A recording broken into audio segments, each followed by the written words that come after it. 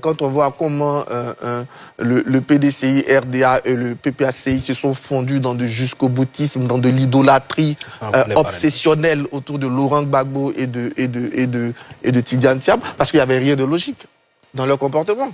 À partir au moins à partir de la liste de la CEI, on avait un élément très clair. Ils ne seront pas sur la liste.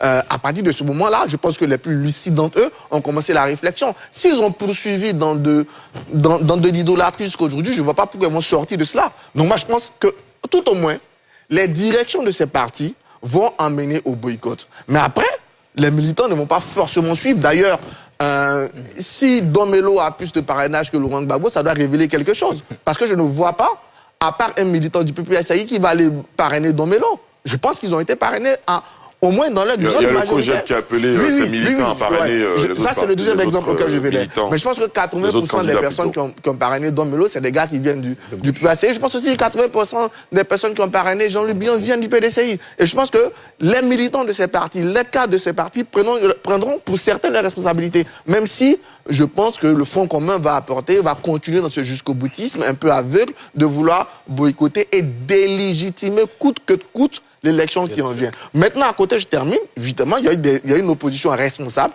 Il faut saluer Charles Blé Goudé. Je le salue personnellement parce qu'il a dit qu'il ne sera pas candidat, mais il sera actif en 2025. Et déjà, il a gagné son premier pari. Parce que le premier pari de Charles Blé Goudé, c'était quoi? C'était que la gauche soit là.